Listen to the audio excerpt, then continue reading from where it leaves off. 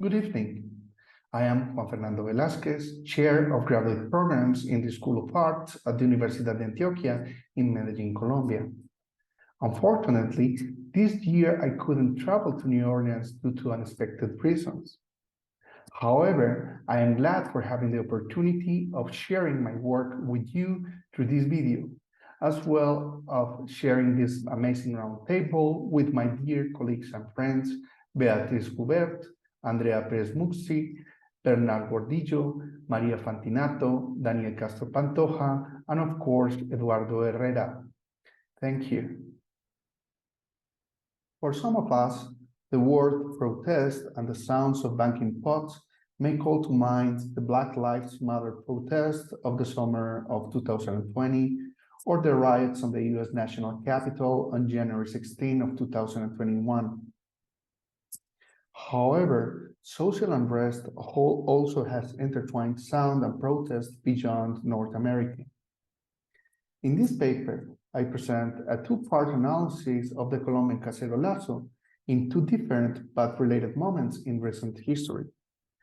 First, I study how the 2019 Cacerolazo offers a global perspective on how noise has become an eloquent means of expressing public outcry and unrest before, after, and during the COVID-19 pandemic in the third most populated South American country. Second, I examine how the logic of sounding together that introduced the Cacerolazo transformed musicking into a form of social protest between 2020 and 2022, especially during a series of concerts known as Cacerolazos Sinfónicos. Cacerolazos, protesting which people bang pans and pots, can be traced back to the French protest opposing the July monarchy in 1830. They have since been employed in context as distant in space and time as Algeria in 1961, Iceland in 2008, or Thailand in 2021. Latin America has played a central role in this global lineage of noise and protest, as the Cacerolazo has become a common expression of dissent within the social uprisings across the region. As pointed out by Natalia Violetto Bueno, historians often recognize the notorious 1971 March of the Antipans in Chile as the first Latin American Cacerolazo. This form of protest later spread throughout the region in the 1980s and 1990s. However, since the 2000s, the use of social media to summon citizens and the crisis of traditional political parties extended the scope and the scale of this form of protest in the region. In the Colombian case, two issues have further contributed to the unprecedented participation of Colombians in the Cacerolazos.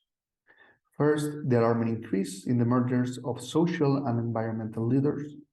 And second, how different political actors and governmental policies have jeopardized the peace agreement signed in 2016 by the Colombian government and the FARC's guerrilla. In such complex milieu, a new and unpopular tax reform triggered the reaction of disenfranchised Colombian citizens.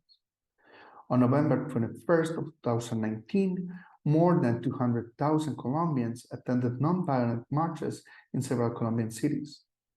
However, after 5 p.m., the protest turned violent when the Colombian National Police clashed with the protesters. At 7 p.m., local authorities enacted curfews.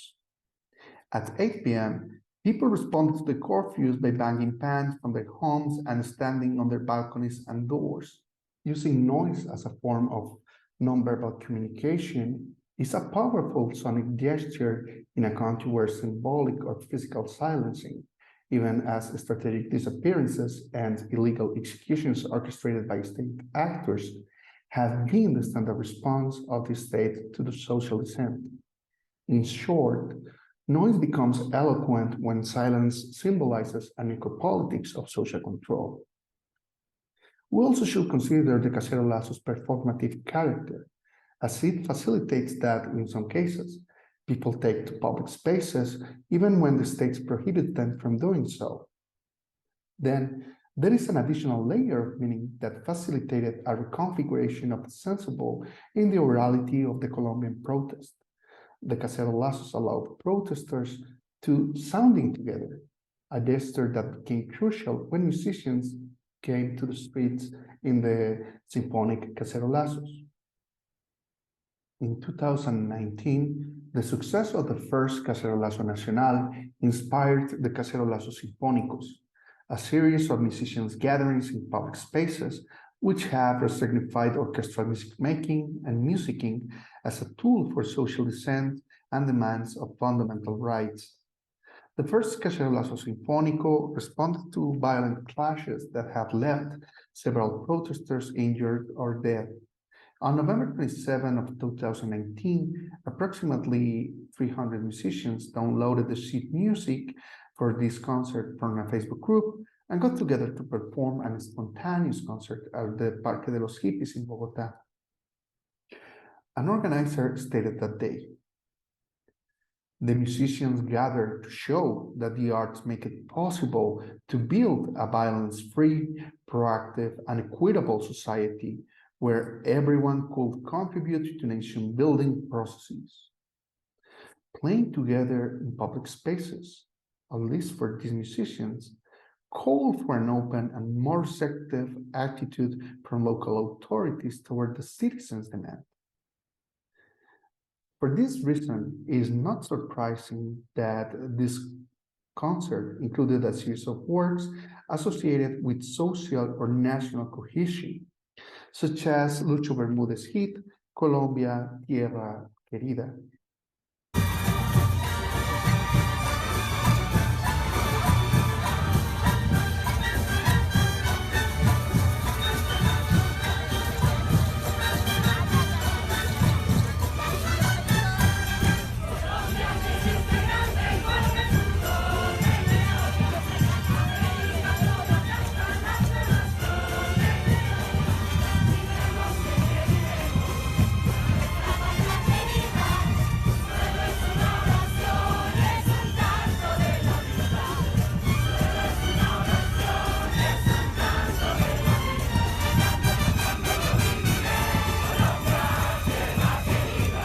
The first Colombian Cacerolazo Sinfónico inspired similar musical interventions in other cities, for example, in Medellin, where the orchestra played an arrangement of Sergio Ortega's El Pueblo Unido Jamás Será Vencido.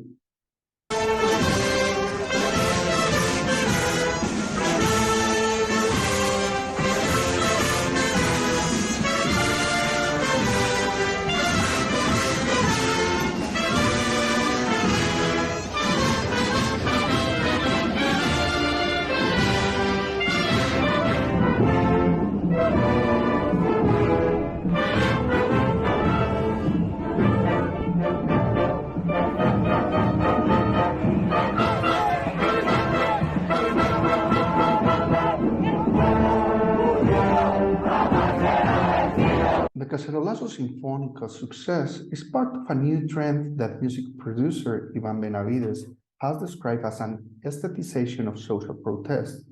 Under this paradigm, artistry is understood as the creative weaving of sound and protest, whereby musical performances constitute a means to produce spaces where art displaces conventional political discourses, seemingly bypassing partisan politics, but conveying a profound political message. Although these concerts continued during other peaks of the social protest, they seem to be mutating into a different form of political action. Two examples involving members of the Symphonic Cacerolazos illustrate such a trend. First, Susana Gomez, also known as Susana Boreal, director of the orchestra playing music in one of the most viral videos produced during the 2020 protest and the video that we watched, became a member of the Pacto Histórico political party and was elected as senator in 2022. Second, in many Colombian cities like Cali, the Cacerolazo became a mixture between an independent orchestra and a social movement with a prominent presence on social media. In the case of Cali, the Cacerolazo openly supported the historical pact, political party, and its presidential candidate, Gustavo Petro, who won the last presidential elections in Colombia.